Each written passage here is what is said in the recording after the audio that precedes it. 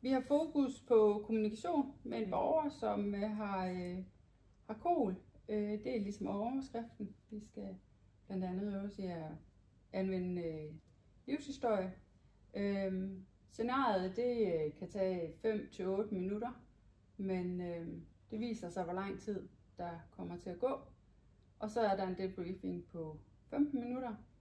Det der ligesom er læringsudbyttet her, det er, at I kan opbygge en professionel relation til borgeren, arbejde ud fra personcentreret omsorg, bruge aktiv lytning i samtalen og bringe livshistorien ind i samtalen.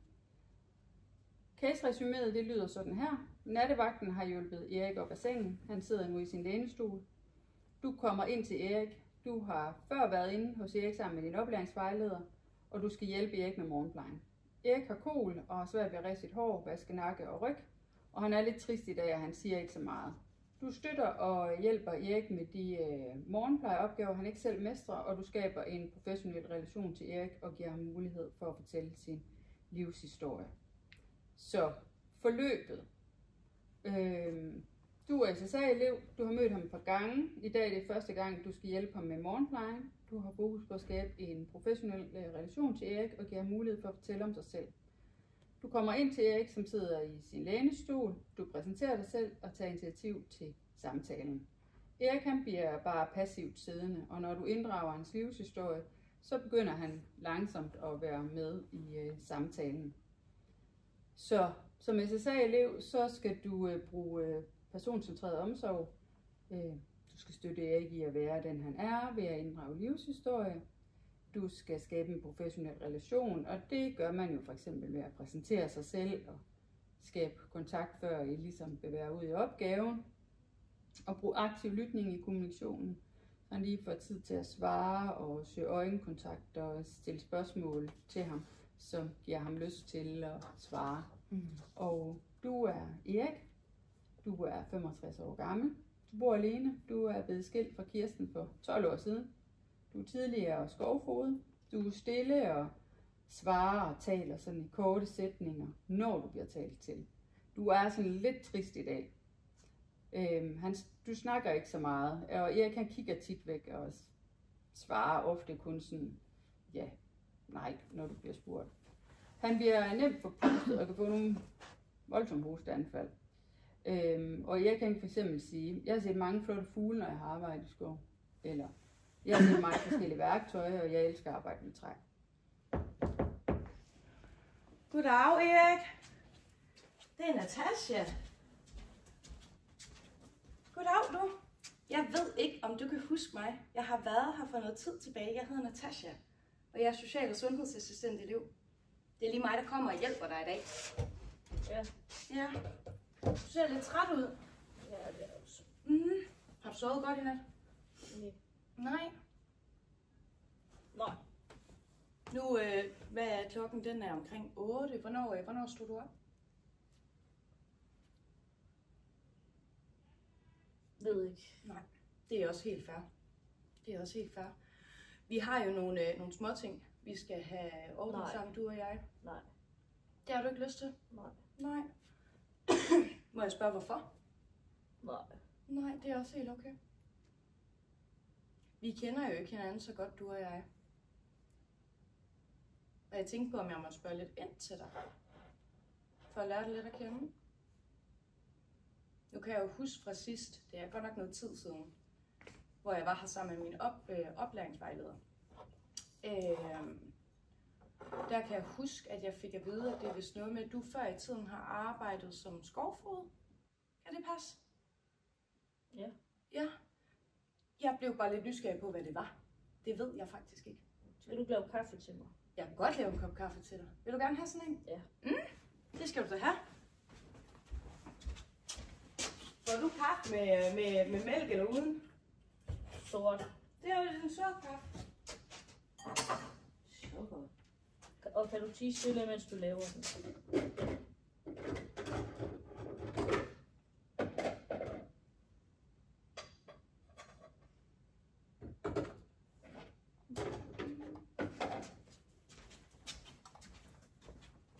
Værsgo, Erik. En så kop kaffe til dig. Tak. Velbekomme. Skovfod, spurgte du. Ja. Så passer jeg jo på skoven. Mm. Er det så med at sørge for, at der er pænt og rent, eller? Ja, og fælde nogle træer. Ja.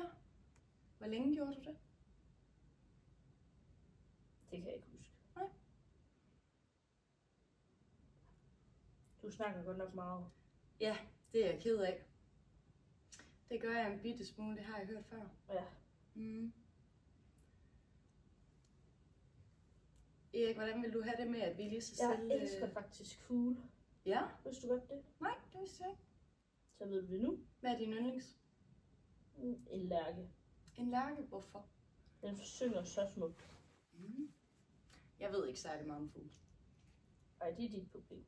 Ja, det er det. Det er mit problem. Jeg elsker også træ. Ja, det kunne jeg næsten godt gætte, nu hvor du har været skovfod. Ja. Er der et bestemt slags træ, du godt kan lide, eller har interesseret dig for? Der er jo mange forskellige slags træ. Der er jo både eg, og der er bøg, og der er alt muligt. Mm. Jeg kan godt lide egetræ. Ja. Det kan blive meget flot. Ja. Har du lavet noget med eg derhjemme selv? Nej, det har jeg faktisk ikke. Desværre. Har du det? Men er du interesseret i at høre det, når du ikke engang ved, hvad eg er? Ja, selvfølgelig er det det. Ja, jeg har lavet mit eget stuebord. Ja? Altså det her, eller det der er derinde? Inde i stuen. Ja. Det var noget, Kirsten ville have. Mm? Hun døde 13 år siden. Eller blev de skilt. Det kan jeg ikke huske. Nej. Det er godt nok dårlig kaffe, du har lavet. Du har hældt for lidt i. Den er slet ikke sort nok. Jeg tænker, jeg regner med, at jeg kommer igen i morgen, så kan det være, at jeg kan prøve at lave den lidt bedre. Ja. Det lyder som en fornuftig idé. Mm. Men kan den drikkes? Nej. Nej. Det er jeg godt nok ked af at høre. Ja. Det skal det være. Ja, det er jeg også. Så næste gang, så propper du 2 teskeer mere i. Ja, det skal jeg nok lige skrive bag øret. Åh, det er godt. Hvad siger du til, at vi går ud og får ret noget hår? Så du lige stille kan komme op og i gang? Red min bare ise. Så bare er den heller ikke. Okay. Så skal vi gå langsomt. Det kan vi godt.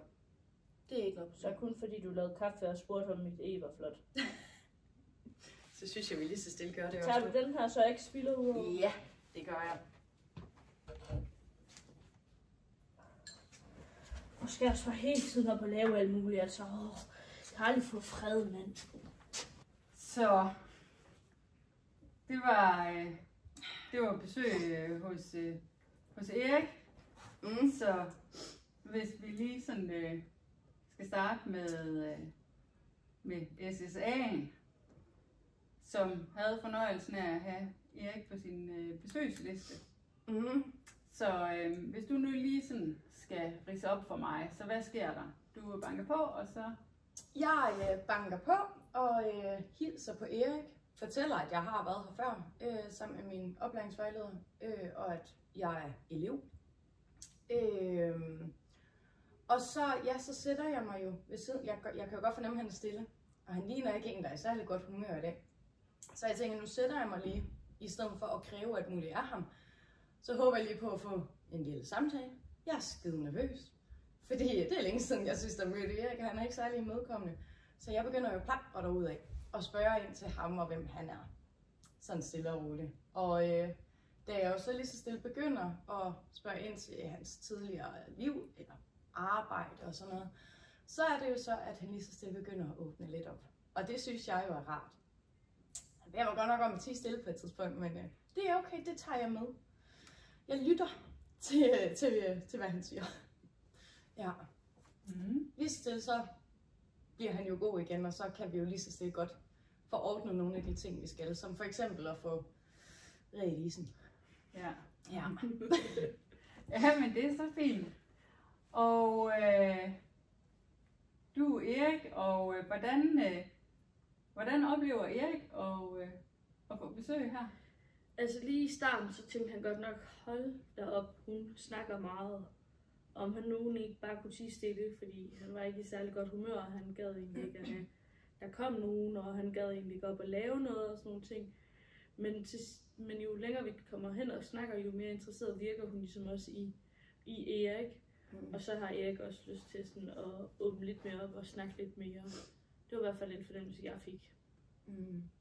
Som Erik. Det er jeg glad for. Så det, der ikke var så rart, det blev rart, altså fordi jeg synes, at SSA'en var god til ligesom at blive ved med at holde øjenkontakten. Selvom jeg ikke kiggede på SSA'en, så kunne man ligesom godt fornemme, at hun var til stede og blev ved med at kigge og prøvede ligesom at vise en omsorg for mig og lytte til mig og anerkende de ting, jeg sagde. Hvad er det for en betydning, det har det med øjenkontakten? Jeg følte mig i hvert fald set og hørt, altså sådan, og jeg følte også, at SSA'en havde en vis omsorg for Erik. Det har også... Undskyld. Altså noget af det, jeg tænker meget over i forhold til det her med øjenkontakt, det er, altså, jeg synes, man nogle gange godt kan opleve ude i praksis det her med, at vi har en opgave, det er den, der skal udføres, hvor jeg går mega meget op i at se mennesket. Og det er jo også noget, det vi lærer rigtig meget. Se mennesket, der er bag alt det, der jo er galt. Ja. Så jeg går rigtig meget op i det her med, at der er en øjenkontakt, og jeg viser interessen. Og så det er, at vedkommende også godt kan se, at jeg interesserer mig for, hvem du er. Jeg er her ikke bare lige hurtigt for at gå igen.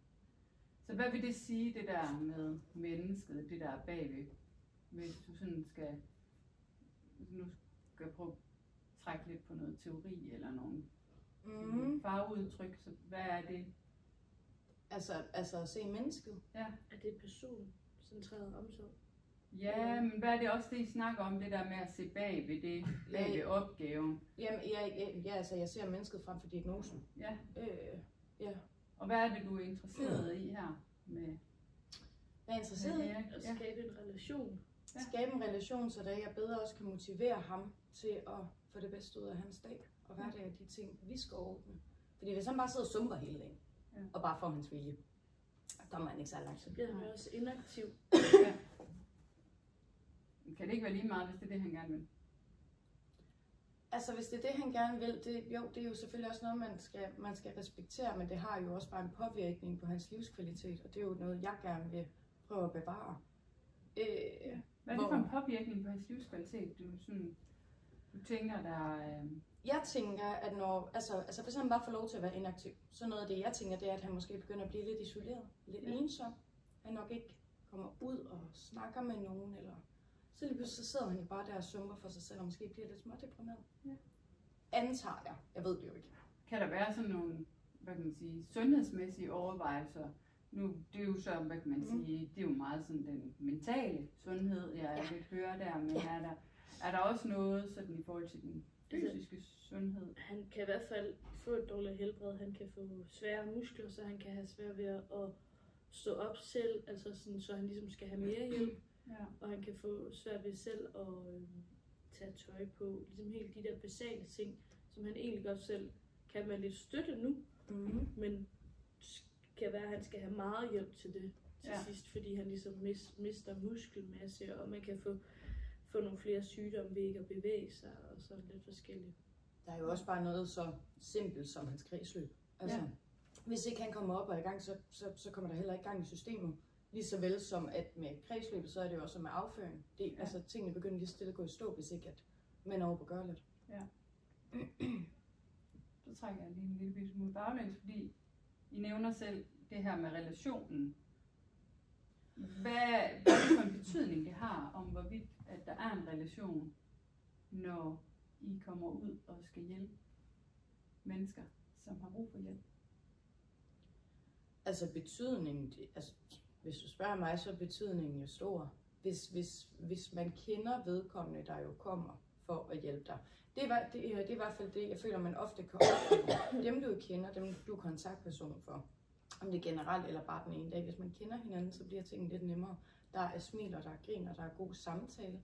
Man kender hinanden og ved sådan også nogenlunde, hvordan tingene jo fungerer med den ene borger. Og så kommer der per automatik bare en lidt anden form for tillid fra borger til personale. i form af, at de stoler på, at vi har styr på vores ting. Lige så vel som, at hvis der jo er noget, der måske ikke fungerer, som de håbede, så kan de også sige det på en lidt anden måde, end hvis det var en, man ikke kendte. Mm. Ja.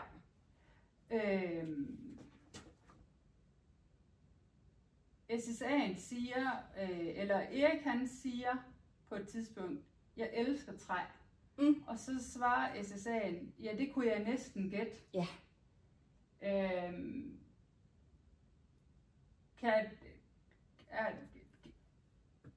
Er der noget man kan, altså det er jo en frisk sætning. Mm. Tænker I, at det altid er en, man med fordel ligesom kunne, eller hvad er, altså, er der en risiko for noget, når man kommer til, om man så må sige, som SSA, og er det svaret? Det er der altid. Der er altid en risiko, men jeg tror måske, i det her tilfælde tog SSA'en en chance, og tænkte, nu prøver jeg lige med lidt humor også, og se om det kan vække lidt ved Erik.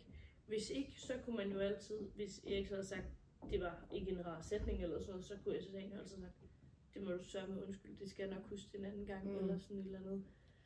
For nogle gange virker den der, måden, man går til borgerne med humor på os. Ja. Men ja, det er en frisk sætning. Det er lidt whisky. Ja, men det bliver man også nødt til nogle gange. Ja. Så, hvis SSA'en skulle sige noget om, det her, det synes jeg faktisk, det fungerede bare rigtig godt. Mm. Og måske også sådan en, det her, hvis jeg skulle gøre det igen, så havde jeg grebet det her anderledes. Mm. Altså noget, jeg jo synes helt overordnet gik rigtig godt, det var jo, at Erik begyndte sådan at tillade samtalen mellem os begge to. Mm. Der er på et tidspunkt, han beder mig om at tie stille, da jeg laver kaffen, om jeg godt kan tie stille, mens jeg gør det. Ja. Og der tænkte jeg, ved du hvad, jeg kommer ikke engang til at svare på det, jeg kommer til at tie stille, præcis som det er, han ønsker. Ja. Og det var som om, at det gjorde et eller andet godt. Ja. At jeg gør faktisk lidt det, han beder mig om. Fordi derefter, så begynder han at åbne op. Ja. Og så begynder han at snakke og spørge ind til, altså, gider du overhovedet høre om det? Interesserer du dig om ditten og datten? Så jeg tror det her med, at jeg lidt bare gav efter på Eriks ønsker, var rigtig godt. Noget andet kunne jo så til gengæld være, noget der gik mindre godt, det var jo så nok det her med at... man kan, altså jeg tænker selvfølgelig ligegyldigt hvad, så læser man jo op på borgeren, man kommer ind til. Mm. Havde jeg gjort det som elev lidt grundigere, end at bare huske, hvordan det gik sidste gang, så ville jeg måske også godt kunne læse mig frem til, at han er en sur gammel mand. Og han smiler nok ikke nær så meget. Så tog mine tingene lidt ned. Lad være med at snakke, måske spørge så meget, måske bare være der. Og noget så simpelt som at spørge, hvad kunne du godt tænke dig lige nu, i stedet for at blive ved med at spørge ind til ham. For det kan godt virke lidt voldsomt. Ligesom til sidst. Så når det bliver den term, vi som fagpersoner anvender, at Erik han er en sur gammel mand. Ja, det siger man selvfølgelig. Så, men når det er sådan, vi omtaler en borger, sådan fagligt imellem os, hvad er det for en betydning? Hvad er det, der sker? Hvad risikerer vi så, når vi kommer ud til Erik? Altså, vi risikerer i hvert fald, at hvis det er en helt ny person, der skal ud, at personen går der ind med en indstilling om, nej, nu får jeg skæld ud, eller han er sur, eller jeg gør alt forkert, så jeg går i forsvarsmekanisme. Så hvis for eksempel jeg havde, som Erik sagde, kan du godt tie stille, så kunne jeg godt have risikeret at få et modsvar tilbage, fordi man allerede er på dupperne, men i forsvarsmekanisme, fordi man ved, at han har fået at vide, at han er en sur gammel mand. Ja. Frem for hvis vi bare får at vide, at du skal ud til Erik, og ligesom selv danne sit indtryk. For nogen kan godt bare have lidt svært ved at komme i gang om morgenen, og være lidt mere svag om morgenen. Man kan jo også bare være lidt stille, og det er jo også okay. Så kan I huske, hvad kalder vi det? Vi har et fagudtryk på, når det er, at vi taler om borgere på den måde, som at vi for eksempel putter sådan en label på, eller et markat, der hedder en sur gammel mand. Kan I huske, hvad det hedder? Nej, det kan jeg faktisk ikke. En forrådelse. Nå ja, det skal man lige være opmærksom på. Ja. Ja.